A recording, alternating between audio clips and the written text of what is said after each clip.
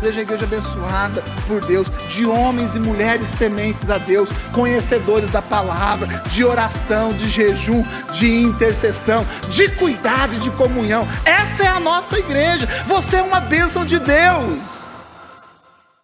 Glória a Jesus, aleluia. Dê um aplauso a Jesus, amém?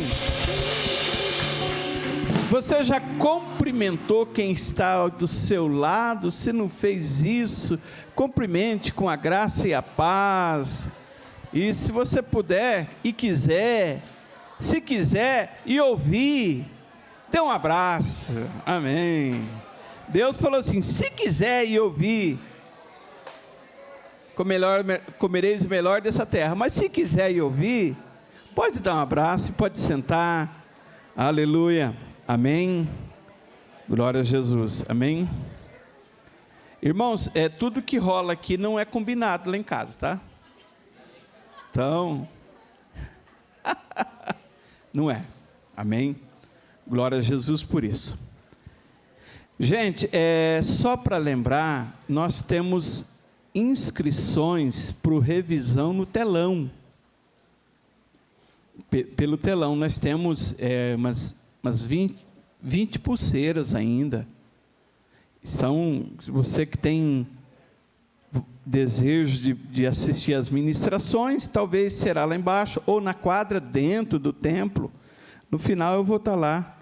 O pastor Giovanni está de férias essa semana, mas eu estou ali com as inscrições. Se você deseja ir, pode fazer a sua inscrição, amém? Nós temos ainda algumas vagas no alojamento da igreja, ainda lá na comunidade Esmirna, do pastor Anésio, na rua da igreja mesmo, assim, na rua da igreja mesmo, amém? Glória a Deus por isso, é isso, então tá bom.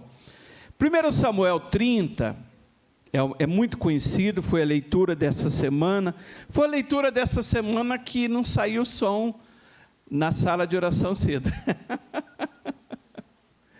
Acho que foi segunda-feira, né? Foi segunda-feira, né? Que eu só fico aí fazendo mímica lá, né? Foi o dia que eu li isso aqui. Eu só quero ler 6 versículos. Lógico que toda a história é muito importante, e aqui eu quero falar de algumas lições que nós aprendemos com Davi em Ziklag. Ziklag era uma cidade importante daquela época, e interessante que Davi, só para você entender o contexto, quantos estão me ouvindo? Diga amém. O Saul, logo em seguida, já ia falecer. Acho que no capítulo seguinte, 31, acho que ele morre, né? Então, assim, Saul estava no final da vida dele. Davi já estava com um exército, com uma tropa, já indo, passando perto dos filisteus. E segundo Russell Shedd, ele disse que Davi voltava de uma expedição, e ele gastou cerca de 3 dias para ele fazer essa expedição, rodou cerca de 128 quilômetros, ele estava fora de Ziklag, e havia já uns 10 dias andando com um cavalo, percorrendo tudo, né? E gastou um dia com os preparativos para a expedição contra os amalequitas. Então, ele está retornando de uma expedição, e aí deu ruim. Amém? Então vamos ler o verso 1 da Almeida Corrigida Fiel, amém? E sucedeu, pois, que chegando Davi e seus homens, ao 3º dia, a Ziklag, já os amalequitas tinham invadido o sul de Ziklag, e tinha ferido a Ziklag, e tinha queimado a fogo. Então presta atenção, eles invadiram o sul da cidade, e já tinha colocado fogo, talvez queimado as portas, né? Porque toda a cidade tinha um muro e uma porta. Verso 2, né? E tinham levado cativo as mulheres, todos aqueles que estavam nela, tanto os pequenos como grandes, a ninguém, porém, matou. Tão somente o levaram consigo e foram o seu caminho. E Davi e os seus homens chegando à cidade, e eis que ela estava queimada a fogo, as mulheres, seus filhos e suas filhas tinham sido levados cativos.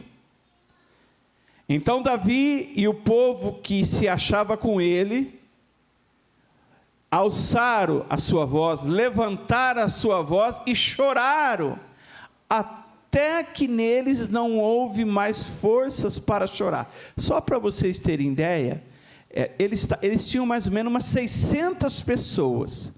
Depois o texto fala que 400 foi, 200 estava meio cansado. Mas eram 600 homens chorando. Agora imagine para vocês, diz que homem não chora, né? Chora, né? Quantos homens choram? Chora, Abraão? Na presença de Deus? Chora. Pergunta para um homem, você chora pela sua mulher?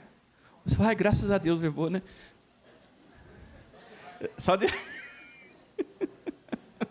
né? Mãe, ai, cadê? A Malequita levou, ai, graças a Deus, né? Não. Né? Podia falar, não. Diz o texto que eles choraram, né? Verso 4, leu 4 de novo, né? Então Davi e o povo que se achava com ele, esses 600 homens, levantaram, alçaram a sua voz e choraram até que não houve mais força para chorar. 5. Também as mulheres de Davi foram levadas cativas. Aionã, eu estava pesquisando essa Ainoã, pode ser uma mulher que era de Saul, segundo a Bíblia. Porque a mulher do Saul tinha esse mesmo nome aí. E eu li um comentário hoje aqui, eu não estou afirmando, mas eu li um comentário que pode ser. E ela era de Jezreel, e Abigail, que era a mulher viúva de Nabal, o carmelita. Não importa de onde, era uma viúva e outra era a esposa dele. Nesse ponto aí, como é que chamava a filha de Saul? A Mical já não estava com ele mais aí. O Saul já tinha dado ela em casamento para um outro homem lá, né? Os 6. E Davi muito se angustiou porque o povo falava em apedrejá-lo, porque a alma do povo estava assim em amargura. Cada um por causa dos seus filhos e das suas filhas. Todavia, Davi se fortaleceu no Senhor Deus. Vamos ler o finalzinho? Todavia, Davi se fortaleceu no Senhor Deus. Amém? Feche os olhos. Senhor, nós te louvamos, Senhor, por essa bendita palavra que foi lida. É uma história verídica, algo que aconteceu, em nome de Jesus, que nós possamos entender, compreender o que o Senhor tem para nós nesse tempo, em nome de Jesus, amém? Gente, eu só fiz um comentário da irmã aqui, como é que é o nome dela mesmo aqui? Ainoã, porque foi um comentário que eu li, tudo, tem lá os textos, mas isso aí não importa quem que era. O ruim é que ela foi levada cativa. E Davi chegou, os filhos não estavam em casa. Você sabe que, eu estava meditando, né, porque Davi casou bastante, né? Você sabe por que a família de Davi deu muito trabalho? Muito trabalho, os filhos, porque tinha muita mulher. E aí era filho só do pai, de mãe diferente, aí as brigava, aí aquele Aminon sente desejo pela Tamar, o Absalão vai lá vingar o irmão, porque Tamar era irmã deles certinho, o Salomão mata Adonias. Então, que na realidade era assim, muita mulher para um cara só. Então olha para o seu irmão e fala assim, uma só, irmão. Que aí você já não vai ter problema com o filho. Amém? Amém? Por isso que Deus disse assim, far-lhe-ei, vamos dizer comigo, far-lhe-ei uma ajudadora que seja idônea. É uma. Amém? É uma. Foi a primeira. Essa foi a primeira. Então, muitos de nós podemos identificar quais foram o crime do amalequita aqui. 3 crimes, diga assim: invasão, destruição de patrimônio e sequestro. Vamos dizer, diga assim: invasão, destruição de patrimônio e sequestro. Não houve assassinato, a Bíblia diz que eles não mataram ninguém, mas eles cometeram crime. Eles invadiram a cidade, eles destruíram o patrimônio, porque colocaram fogo lá na casa, e sequestraram as mulheres, os filhos e quem estava ali. Eu não vou falar da parte B do resgate, o pastor Vilela sempre prega dos homens cansados, que cuidavam das malas, tudo, o pastor sempre prega isso aí, mas eu quero me deter nesse ponto que eles chegam aqui. Agora, preste atenção, a gente precisa entender que o inimigo sempre vai querer invadir o nosso patrimônio. E é interessante que Davi voltava de uma excursão. Ele não voltava de uma balada, viu, irmão? Ele não estava voltando de uma noitada lá no happy hour, né? Happy hour? Crente pode ir no happy hour? Não, né? Eu nunca fui, nem sei o que é isso. Mas, gente, eu sou tão puro, né? Ele não estava voltando da adega. Ele não tinha ido ver a vizinha tomar banho. Isso estou falando porque está na Bíblia. Mas ele voltava de uma batalha, de uma excursão. E o nosso inimigo, ele é legalista. Amém? Então, e esse momento, talvez um momento que a gente está despreparado, às vezes algum momento que você está ausente, né? E Davi tinha ido com a tropa dele, os 600 homens, né? E ele voltava, e aí quando ele volta, ele encontra essa situação aqui, a cidade destruída, o sequestro das mulheres, tudo, e aí a gente vê, né? O que a gente aprende aqui nesse texto para a gente orar? Eu não vou me estender muito, não. Essa cidade foi saqueada pelos amalequitas, e Davi depois perseguiu, libertou os cativos e trouxe os despojos da guerra para o povo. Está lá até o verso 31. Agora, o que nós podemos ver aqui? O verso 3 e 4 diz o primeiro texto que ele chorou. Diga assim, chorou. Chorou. O verso 4, leu 4 para mim. Ó. Então, Davi e o povo que se achava com ele chorou demais. O verso 6 disse que ele ficou angustiado, e Davi muito se angustiou. Mas você sabe que é assim, você toma uma decisão, ou você fica em casa angustiado quando a sua família é atacada, ou como o pastor Vilela falou domingo, ou parte para cima. Você entendeu o que eu estou dizendo?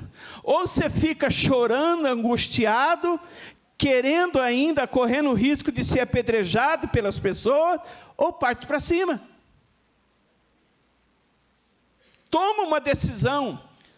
Ou, é uma frase que eu ouvi, e eu até postei para algumas pessoas hoje, você escolhe ficar deitadinho na sua cama, quentinho, com o ventilador, o ar-condicionado ligado, ficar lá, lendo a história dos outros, ou você decide dar um pulo da sua cama e escrever a sua própria história.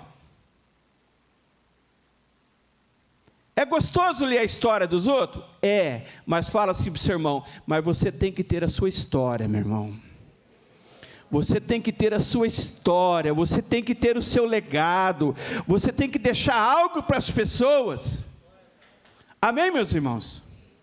Então, o que ele fez, né?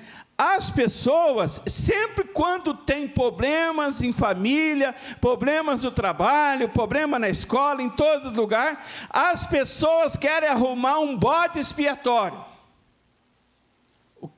O bode expiatório, quem já ouviu essa expressão, bode expiatório? ter um problema aqui, roubaram aqui na empresa, a gente precisa arrumar um bode expiatório. O que é o bode expiatório? É uma expressão, né, popular, usada para referenciar alguém que foi escolhido para carregar sozinho a culpa e todos os malfeitos de uma situação, embora ele não seja responsável por nenhum deles. Mas isso aí nasceu lá no livro de Levítico, capítulo 16, que o que era o bode expiatório? Era pegado 2 bodes, diga, 2 bodes. Um bode era sacrificado no altar.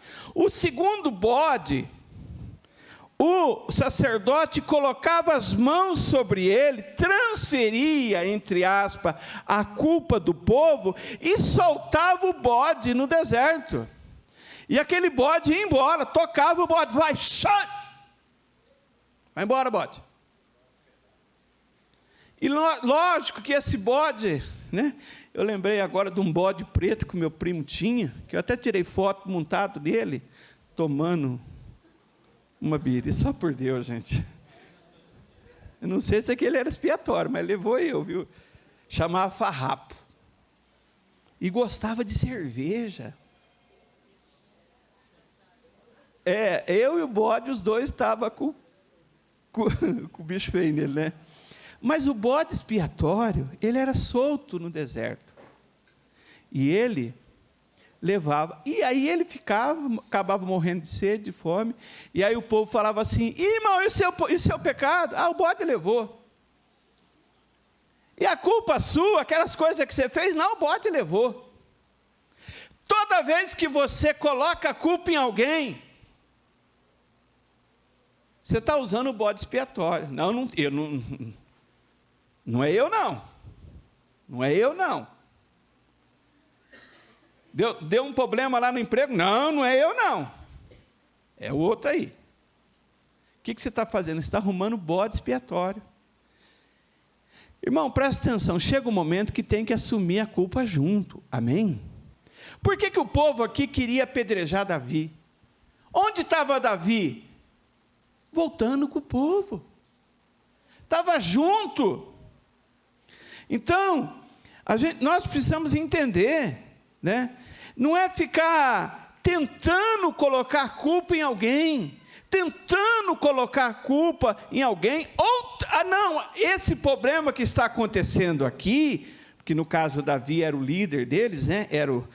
Ele tinha sido ungido, mas ele não tinha sido ainda assumido como rei, mas ele era o líder daqueles 600 homens, né?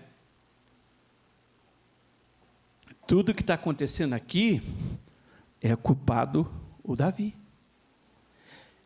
Ele que fica levando nós aí, para fazer excursão de guerra, ele que fica levando. Fala a verdade, né, irmão? É melhor a gente colocar a culpa em alguém do que a gente assumir que às vezes a gente erra também. É normal, as pessoas... Gente, isso começou, essa transferência de responsabilidade, começou, sabe na onde? No Jardim do Éden. Essa transferência de responsabilidade, porque quando o Deus foi ver com o homem, por quê? O que você fez, Adão? Não, foi eu não. Aponta aí para a sua esposa, irmão, fala assim: foi a mulher que o Senhor me deu. Foi a mulher, isso é com ela, não tem nada a ver com esse negócio aí não. Ela, eu não tenho nada, jogou a culpa na mulher. E aí, a mulher, Eva, você? Não, foi a cobra. Foi a cobra. Aí ele foi para a cobra falou: foi o diabo que entrou em mim. Diabo, foi você? Aí não tinha mais ninguém para pôr culpa, né? O que aconteceu? Todo mundo ali teve consequência. O homem, a mulher perdeu a bênção, a terra ficou amaldiçoada, a serpente começou a rastejar no seu ventre a partir de então, né? Então, nós precisamos compreender, meus irmãos, que nós não podemos transferir responsabilidade. Existem coisas que é nossa, nós temos que assumir. Amém, meus irmãos? E aí, que a gente faz quando nós somos atacados? Vamos chorar? Vamos lamentar? Vamos abrir a boca a chorar? Vamos pegar a rede social? Vamos pegar aquela pessoa? Falei um monte. Falei mesmo, sabe? Eu estava com ela até aqui, ó. Falei mesmo. E aí, o que ela fez? Ela me bloqueou. E você está bem? O diabo saiu de mim, sabe assim? Então, gente, presta atenção. Não adianta querer arrumar um culpado. Todo mundo estava fazendo guerra. Todo mundo tinha. É mais fácil acusar o líder. É mais fácil aqui. O problema deve ser o pastor, os pastores, deve ser as pastoras, deve ser o líder de célula que não está orando. Por isso que eu estou passando essa luta. Eles não estão apresentando a minha vida na presença de Deus, porque eu acho que eu estou passando essa dificuldade, mas você dá mal. Eu estou com uma luta lá no meu trabalho, eu acho que é falta de oração, né? Eu tenho ido lá de manhã, nossa, no máximo na terça-feira entra 18 só, os outros dias entra 10, 9. O povo não está orando, né? E aí o que acontece, né? Por isso que eu estou com um problema no meu serviço, mas às vezes você está dando mau testemunho no serviço. Chega atrasado. Quando eu trabalhava no Carrefour, tinha muito aquele negócio de enrolar dentro do banheiro. Hoje não tem mais isso aí. Tem ainda? Enrolar no banheiro? Né? Não é o caso de nós, né? Onde você vai? Eu vou fumar. Onde você vai? Vou fumar. Onde queria fumar? No banheiro. Enrolava. Vou lá olhar o armário. Vou lá. E aí o que acontecia? Demorava para picar cartão. Ou batia o cartão a hora de voltar. Eu estou falando porque minha época era cartão de cartolina, né? Aí ele batia o cartão certinho, aquele um. Aí ele ia para o banheiro, ia conversar com as mulheres da loja, com os rapazes, tudo. E a hora que ele ia chegar lá no setor dele, era 15 minutos depois do horário permitido. E aí o que ele faz? Não, eu estou passando umas dificuldades aqui, deve ser porque eu estou servindo a Deus, né? Muitas vezes está faltando algo chamado testemunho. Amém, meus irmãos? Sabe por que Deus era com José, aonde quer que ele trabalhava? Ou na casa de Potifar, ou lá servindo dentro da prisão, ou lá ao lado de Faraó. Você sabe por que era isso? Tudo bem que Deus tinha um propósito na vida dele, mas sabe por quê? Eu tinha certeza que quando Potifar falou assim, eu não sei nada dessa casa aqui, só o prato de comida que eu sei, porque eu tenho certeza que Deus era com Josué, porque José era uma pessoa que trabalhava direito, ele respeitava a hierarquia, ele trabalhava certinho, cuidava como que se fosse dele, e a Bíblia diz que tudo que ele colocava a mão prosperava. Amém, meus irmãos? Olha para o seu irmão e fala assim, tem uma unção na sua mão, meu irmão. Não perde esta unção, pelo amor de Deus. Não perde esta unção. Tem algo na sua vida que você não pode perder a sua unção. E aí esse povo então estava aqui, não, a gente vai apedrejar o Davi, a gente vai, e é interessante que ele estava chorando junto com o povo, até perdeu o soluço, não sei se soluço perde, né? Era esse termo antigo, né? Perdeu o soluço, como é que falava? Perdeu o fôlego, né? Chorou tanto que até perdeu o fôlego.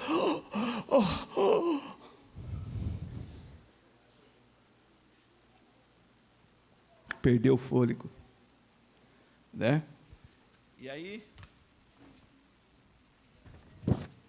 vamos ver algumas coisas muito importantes aqui, né? O que nós aprendemos lá em Ziklag? Primeira coisa, diga comigo assim, nós somos provados até o limite da nossa força. Amém? O verso 4 fala exatamente sobre isso. Nós somos provados. Na realidade, por que às vezes as pessoas precisam fazer uma terapia com psicólogo? É a forma que ela reage diante de uma perda. É a forma como ela processa diante de uma tragédia. Você entende o que eu estou falando? Você sim ou não, meu irmão? Tem pessoas que não têm estrutura emocional para digerir uma perda, uma tragédia. Por isso que às vezes precisa... Estou falando errado, ou, doutora Carol? Estou certo? Doutora Valéria, está certo? Estou falando com as psicólogas aqui dentro, veja. Né? Quando a pessoa não consegue lidar com aquela perda, a pessoa não consegue lidar com aquela tragédia, ela precisa de ajuda. Ela precisa de ajuda. Ela precisa de ajuda espiritual, ela precisa de ajuda em todos os sentidos, em nome de Jesus. Ontem eu fui fazer uma visita para uma senhora que passou mal um dia desse, e eu falei para a irmã Rosa, uma senhora de 70 e poucos anos, né? Eu falei, às vezes ela passou mal naquela semana que a gente estava no Encapa, aconteceu tudo, eu fui visitá-la ontem, e assim, ela no sentimento dela, o vizinho fica olhando para a casa dela, assim, nada, nunca ninguém conversou com ela, ela mora na rua há 40 anos, mas assim, e aí eu falei, olha, irmã, eu vou falar uma coisa para a senhora, o homem, ele tem 3 dimensões, ele tem a dimensão espiritual, ele tem a dimensão emocional e ele tem a dimensão física. Quando a senhora vai num clínico geral ou um outro médico dessa área, mas você vai estar cuidando do seu físico. Falei, se a senhora estivesse aqui precisando de uma orientação da palavra, eu orei por ela, pelo barulho no ouvido dela, eu orei, eu expulsei o espírito de medo que estava ali no quintal, e isso aí é a parte do pastor, amém? É a parte do líder, amém, meus irmãos? Orar pelos enfermos, diga, orar pelos enfermos, orar pelo quintal, amém? Às vezes a pessoa fala, estou vendo as coisas aqui no quintal, lógico, não adianta ir lá pingar 5 gotinhas de dipirona, que o capeta fala assim, não estou nem com dor de cabeça, né? Então, isso aí é obrigação da gente, tudo, né? Orei, tudo certinho, aí eu falei para a filha, agora, se quiser passar a sua mãe num outro especialista para cuidar dessa questão emocional, deve, porque é uma senhora de 78 anos, deve. Então, a gente precisa compreender, meus irmãos, e entender que muitas vezes, né, as pessoas estão perdendo a força, e aí a gente precisa socorrer, fala, meu irmão, vamos orar, mas aí você fala, meu irmão, olha, eu estou orando aqui tudo, mas vai no médico também, às vezes vai não.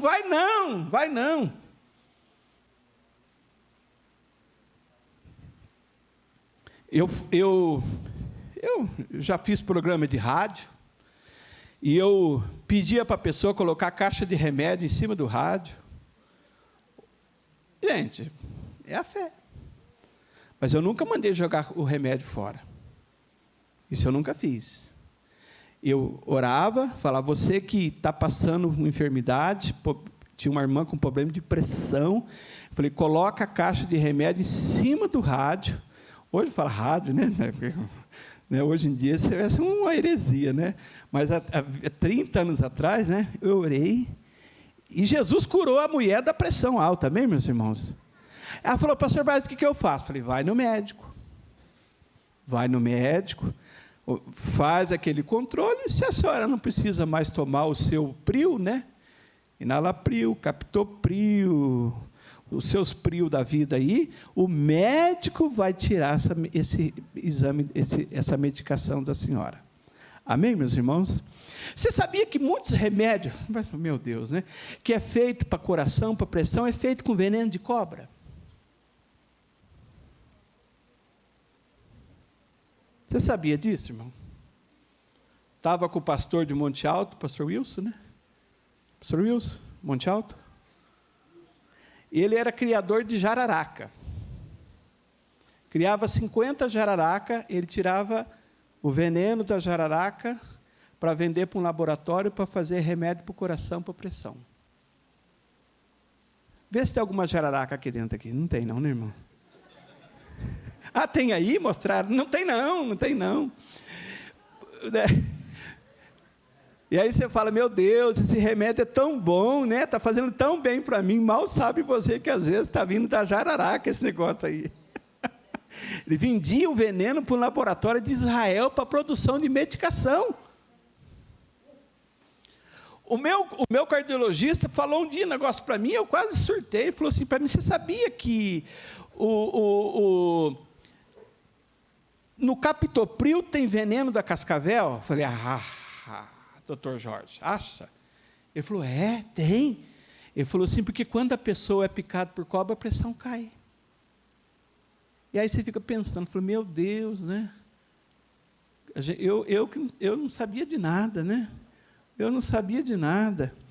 E aí você tem, mas o que eu quero dizer para você é que você precisa cuidar da sua saúde. Amém, meus irmãos? Nós não somos julgados como culpados. Nós não podemos ser julgados. E aí eu quero concluir, porque o horário não nos permite, o verso 6, Karina, o que Davi fez? Presta atenção, louvor, venha, por favor, please, let's go. O que você faz quando você está numa situação difícil? O que você faz quando você está sendo apedrejado, você também está sofrendo, você está passando por luta, você está passando por dificuldade, né? As pessoas estão querendo a sua cabeça, é o que estava com Davi. O verso 6, a Bíblia disse que, todavia, Davi se fortaleceu no Senhor. Sabe qual que é o remédio? Seu irmão, fala assim para o seu irmão, buscar Deus, irmão. Fortalecer em Deus. Eu achei que aquele que o pessoal tomava, como é que chamava mesmo? Que tinha o do peixe das costas, que era bom, e moção Scott. Eu achei que moção Scott, que é feito com peixe, e aqueles outros lá, mas você precisa se fortalecer em Deus, amém? O versículo 7 e 8, né? Eu quero ler duas coisas que ele fez. E disse Davi a Abiatar, o sacerdote que estava junto, né? Filho de Aimeleque, traze-me, peço, um éfode. E Abiatar trouxe o éfode a Davi. Então consultou Davi ao Senhor, dizendo, perseguirei essa tropa, alcançá-lo-ei. Eu lembro quando Ademar de Campos gravou, persegui os meus inimigos, alcancei, né? E disse, persegue, porque é certo que vai alcançar, e você vai libertar. Diga amém. Você, além de se fortalecer no Senhor, você tem que consultar o Senhor, e ali o sacerdote trouxe o éfode, que era algo que fazia parte do vestimento dele ali, o trabalho do sacerdote, e a palavra profética dele, falou assim, eu vou perseguir o meu inimigo, eu vou alcançar. Falou, vai, porque o inimigo você vai alcançar, e você vai libertar. Você tem a palavra profética, por isso que você precisa levantar a cabeça, meu querido. Mas estão me culpando. Olha para o seu irmão, fala, levanta a cabeça, irmão. Vai buscar Deus. Vai buscar a palavra profética. Amém? Ele consultou, ele se fortaleceu, ele se reanimou. Esse é o segredo para nós. Sabe, gente, medicação para o lado emocional ajuda, Mas tem que ter uma decisão sua também de se levantar, de se animar e de se levantar em nome de Jesus. Amém, meus irmãos? Você precisa animar, fala, não vou ficar, né? Essa semana, a minha senhora, amor, vamos andar, vamos fazer caminhada. E eu com umas dores na perna lá, falei, vamos embora. O que eu faço? Fico em casa tomando dipirona ou vou andar? Vai andar. Vai andar. Toma decisão. Vou ficar chorando a pitanga? O povo me perseguindo? Não, eu vou me reanimar no Senhor, eu vou me fortalecer no Senhor, vocês não vão me ver prostrado aqui não, em nome de Jesus, amém? Eu vou levantar a cabeça, eu vou busca o Senhor, e aí veio a palavra, e Deus deu a palavra, vai, que você vai ter vitória, em nome de Jesus. Mas aí o pastor, quando ele prega, ele disse assim, que tinha 200 que estava cansado. Davi falou, não, descansa vocês, eu vou com essa galera aqui. Foi, venceu o inimigo, trouxe o resgate, né? Pegou aqueles 200, trouxe de volta, todo mundo foi abençoado. Na batalha é assim, tem aqueles que estão prontos, tem aqueles que está descansando, mas depois vai se levantar, e Davi demonstrou, e logo em seguida, ele já foi ungido como rei, em nome de Jesus. Diga amém. Você recebe essa palavra? Aplauda o Senhor, aleluia. Levanta a cabeça. Fique em pé. Levante a cabeça, reanime, se fortaleça. Amém? Estou esperando um remedinho bom aí, pastor Braz. Cuidado com a cobra. Toda vez que você for tomar o seu remedinho de pressão, você vai olhar nele assim, né, pastorada, né? Será que é de jararaca esse? Será que é de cascavel? Ou será que é de surucucu?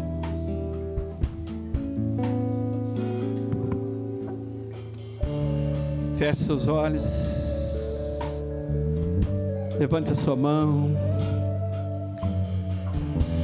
Diga assim, Senhor, as lutas são grandes, Senhor. Diga de novo, diga, Senhor, as lutas são grandes, Senhor. Eu preciso de ajuda, Senhor. Preciso de uma palavra, Senhor, em nome de Jesus. Preciso de uma palavra, Senhor. Preciso de uma direção, Senhor. Oh, rabachuri canta, rabachuri anda, lamaseri anda casa. Estou me sentindo derrotado. Estou me sentindo culpado.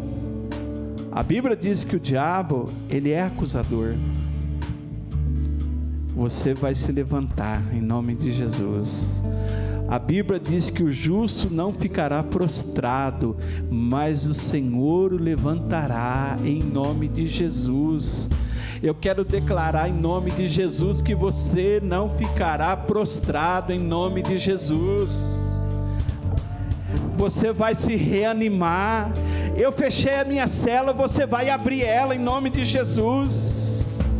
Eu abandonei meu ministério, mas você vai se recuperar esse ministério. E como é que vai ser, pastor Braz? Eu não sei, mas a glória da segunda casa é maior que a primeira. Aleluia.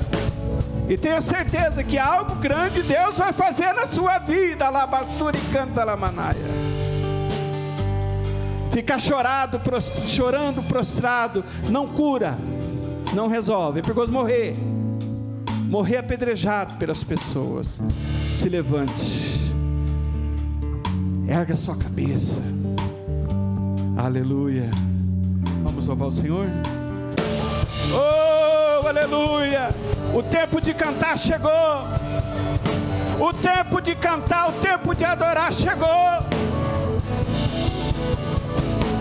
Nós não vamos ficar no cativeiro, mas não.